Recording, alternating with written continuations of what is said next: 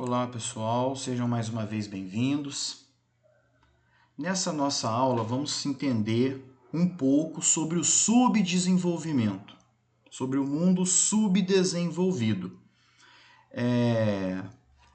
No vídeo passado, nós estudamos as diferenças entre o mundo desenvolvido, ou também chamado de países do norte, no mapa aqui essa porção de azul, são os países com IDH elevado, amplo uso de tecnologia nas atividades econômicas.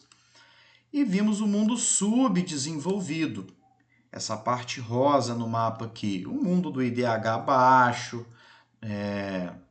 das condições de vida ruins da maioria da população, de pouca tecnologia nas atividades econômicas, um mundo caracterizado pela pobreza, pela fome.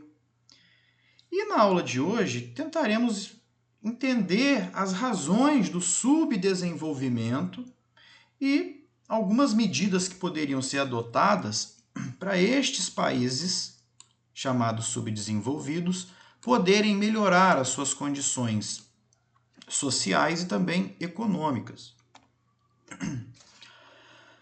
Primeiramente, é importante a gente destacar que surgiram muitas teorias para tentar explicar o mundo subdesenvolvido. Até mesmo teorias absurdas relacionando aí o desenvolvimento com o clima, por exemplo, os países pobres tinham um clima mais quente, e isso fazia com que as pessoas produzissem menos. Porém, três teorias elas se destacam para tentar entender, para explicar o subdesenvolvimento, e também cada uma delas coloca as ideias que devem ser colocadas em prática para poder melhorar os indicadores sociais e econômicos dos países pobres ou subdesenvolvidos. A primeira teoria que a gente vê aqui é a chamada teoria neoliberal. Para essa teoria, o subdesenvolvimento é uma fase, é uma etapa. Essa teoria diz que até mesmo os países hoje desenvolvidos, há 100, 200 anos atrás, também eram muito pobres. A população vivia poucos anos, 30, 40 anos. E esses países, eles progrediram através do crescimento econômico. Então, para a teoria neoliberal, o subdesenvolvimento é uma etapa, é uma fase. Aos poucos, gradativamente, os países pobres ou subdesenvolvidos vão melhorando.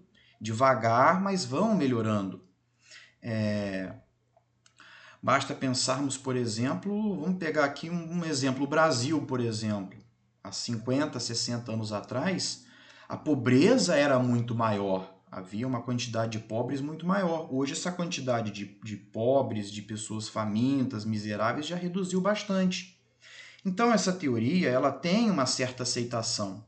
E para a teoria neoliberal, os países, o Estado, o governo deve intervir o mínimo possível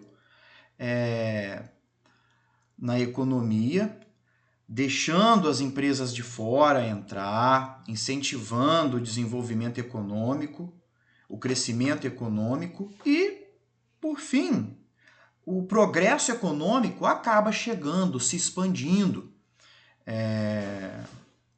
As tecnologias vão sendo aprimoradas e as pessoas que eram muito pobres, elas vão melhorando, porque o preço das mercadorias, dos produtos vai baixando e vai ficando mais acessível para as pessoas.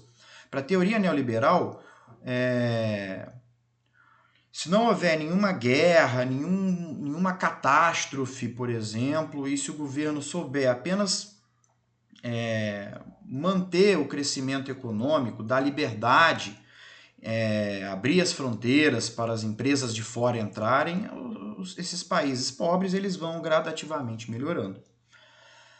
Outra teoria também muito aceita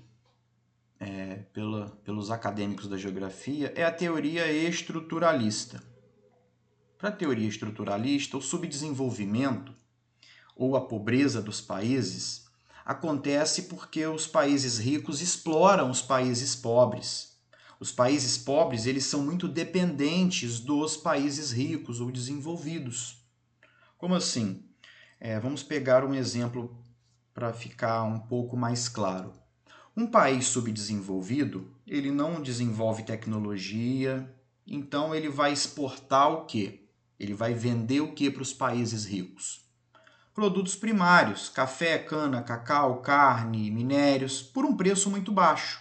Então ele vai exportar produtos por um preço muito baixo e vai comprar dos países desenvolvidos produtos por um preço bem mais alto, com valor de tecnologia, como automóveis, eletrodomésticos. Então, para a teoria estruturalista, os países pobres sempre ficam pobres, saem na desvantagem, e os países ricos ficam cada vez mais ricos porque saem na vantagem. Para essa teoria, os países subdesenvolvidos devem diminuir um pouco a sua relação com os países ricos e se integrarem mais, fazendo parcerias maiores entre os subdesenvolvidos e diminuir a dependência para com os países desenvolvidos. A terceira teoria também que tenta explicar o subdesenvolvimento, essa menos aceita hoje, é a chamada teoria neomalthusiana. Para a teoria neomalthusiana, o subdesenvolvimento, a pobreza, é por conta da alta taxa de natalidade, ou seja, é pelo grande número de filhos que o casal tem.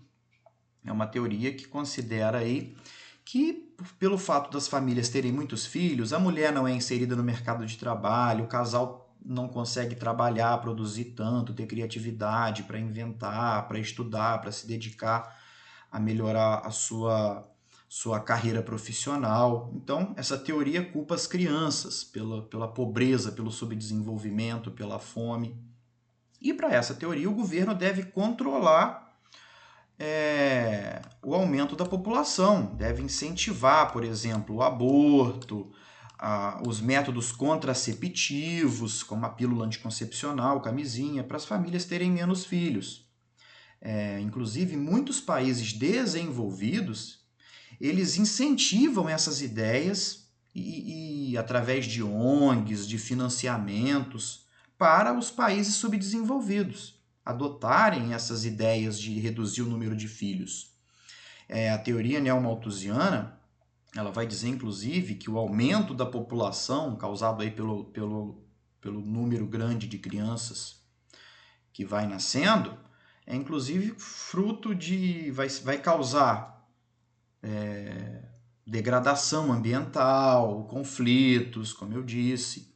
Então, a teoria neomalthusiana ainda tem de alguns setores uma grande aceitação e atuam muito nos países subdesenvolvidos para tentar controlar a população destes países. Agora, pessoal, para entender o subdesenvolvimento, os tipos de colonização que os países europeus implantaram nas diversas partes do mundo ajuda muito a gente a entender por que os países subdesenvolvidos são subdesenvolvidos. A gente sabe que a Europa dominou o mundo e ela implantou nas diversas partes do mundo dois tipos de colônia.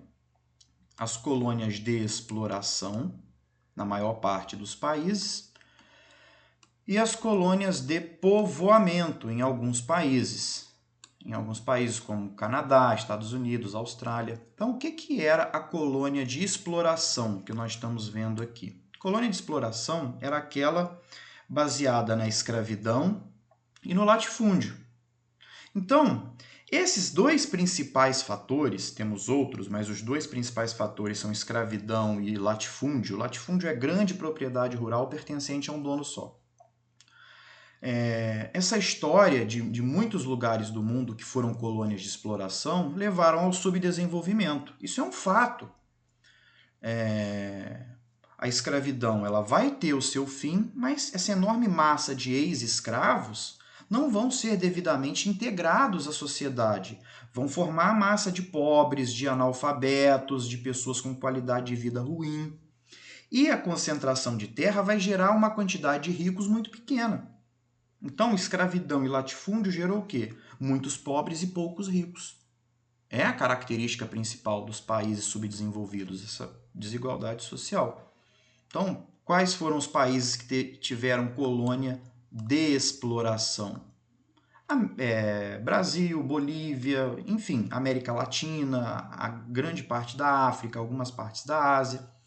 Nas colônias de povoamento, Estados Unidos, Canadá, Austrália, por exemplo, foi o contrário.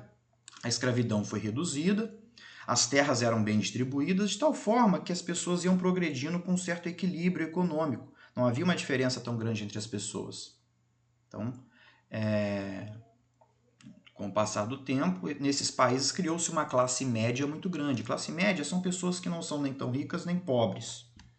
Então, está explicado o subdesenvolvimento, a pobreza, a miséria em muitos países. Temos que voltar na história e entender o tipo de colonização adotado nos países que hoje são subdesenvolvidos. Colônia de exploração com escravidão e latifúndio, que geraram vários problemas.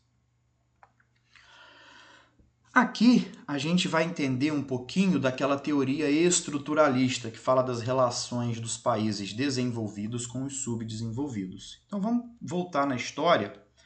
Antigamente, os países hoje desenvolvidos eram chamados de metrópoles. E os países que hoje são subdesenvolvidos eram as colônias, eram territórios que pertenciam à metrópole. Então vamos olhar as relações entre eles e vamos ver que, de fato, há sempre uma desvantagem para os países pobres e uma vantagem para os países ricos. Então, olha só, as colônias mandavam o que para a metrópole? Metais preciosos, especiarias, escravos, por um valor muito baixo. E as metrópoles mandavam manufaturas por um valor muito alto para as colônias. Então, havia sempre uma diferença muito grande. As metrópoles no lucro e as colônias no prejuízo. Manufaturas eram produtos como roupas, ainda produzidas predominantemente pelas mãos, manufaturas. É o início ali da atividade industrial. O tempo passou, tivemos aí a Revolução Industrial e as colônias vão continuar mandando produtos primários para as metrópoles por um preço muito baixo e comprando produtos agora industrializados das maquinofaturas por um preço bem mais alto. Aí, as colônias vão conseguir a sua independência política e vão virar os países subdesenvolvidos. E as relações continuam desvantajosas entre os dois lados, como a gente pode observar aqui. Alguns países subdesenvolvidos vão se industrializar, mas vão continuar dependentes dos desenvolvidos. Então, basicamente é isso. Por isso que a teoria estruturalista, ela diz que os países subdesenvolvidos têm que cortar um pouco essa relação com os países desenvolvidos e manter maiores relações econômicas entre si. Agora, pessoal, já caminhando para o final da aula, a pergunta que se faz é possível um país subdesenvolvido chegar ao desenvolvimento? A resposta é sim. E nós temos exemplo concreto disso. Muitos autores eles pensam de forma diferente, mas a realidade ela nos diz que é possível sim um país subdesenvolvido melhorar as suas condições econômicas e sociais. E nós temos exemplo disso, como Coreia do Sul, por exemplo, Hong Kong na China, Singapura. Eram países que há 50 anos atrás eram países pobres, com grande parcela da população passando fome, a ampla parcela da população rural. E esses países, 50 anos, eles melhoraram e muito as suas condições econômicas e sociais. Hoje são países emergentes, mas em algumas décadas podem vir a ser países desenvolvidos. Há autores, inclusive, que já classificam esses países como desenvolvidos. E qual a receita do sucesso? Então vamos lá. Para entender por que esses países se desenvolveram tanto, primeiro, houve ali uma ampla liberdade econômica. Liberdade de comércio, o governo ele não interfere nas importações, nas exportações. E também liberdade econômica no sentido de reduzir bastante a burocracia para abrir emprego, para empreender, reduzir os impostos sobre quem está produzindo as riquezas, porque são as empresas que produzem, que geram as riquezas. São as empresas. Então, liberdade econômica é isso, é tirar o peso do Estado, principalmente a burocracia, para as empresas, para quem está produzindo. Eu não quero dizer com isso que não tenha que investir em área social. Tem que investir na área social, naquelas pessoas mais vulneráveis. Mas liberdade econômica é basicamente isso, reduzir impostos, tributos sobre quem produz e também a burocracia. O Brasil, por exemplo, em termos de liberdade econômica, está lá embaixo. Para abrir uma empresa é uma burocracia enorme. É tributo demais para você manter uma empresa com meia dúzia de funcionários. Então, o sucesso dos tigres asiáticos foi a liberdade econômica e também uma atuação eficiente do Estado, do governo, investindo pesado em educação, investindo em pesquisa, ciência e tecnologia para ter os seus produtos para competir no mercado internacional em pé de igualdade com os países ricos, investindo em infraestrutura, ou seja, energia, rede de transportes. Então é basicamente isso. O sucesso deles é um pouco da teoria neoliberal, liberdade econômica, e um pouco da teoria estruturalista, atuação eficiente do Estado. Então, por fim, eu deixo aqui algumas medidas para a gente poder mitigar o subdesenvolvimento. O que é mitigar? É diminuir, é amenizar a pobreza, a miséria, a fome nos países pobres, que a gente chama de países subdesenvolvidos. Então, a receita, pessoal, basicamente é na linha dos tigres asiáticos. É vontade política, são governantes que tenham interesse em investir em pesquisa, ciência e tecnologia, em infraestrutura, em educação, principalmente educação técnica para qualificar para o mercado de trabalho. Outro problema também é tentar controlar a corrupção, porque dinheiro que poderia estar indo para saneamento básico, para saúde, para educação, para infraestrutura, acaba sendo desviado para interesses pessoais. Então a corrupção é uma chaga, é uma desgraça para o desenvolvimento de um país.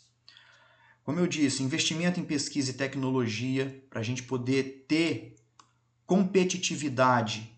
A Coreia do Sul, por exemplo, foi lá que se desenvolveu a empresa Samsung, de alta tecnologia na área da informação e comunicação. Por exemplo, meu celular aqui, Samsung, Coreia do Sul. Outra coisa, reforma tributária, cobrar menos impostos de quem ganha menos, por exemplo. Reduzir a quantidade de impostos e tributos sobre quem está produzindo riqueza, sobre as empresas, sobre os empresários. Fazer uma tributação justa, porque o governo ele precisa de impostos, precisa de tributos para investir aqui, onde eu falei que precisa. Educação, saneamento básico, saúde, infraestrutura e maior liberdade econômica.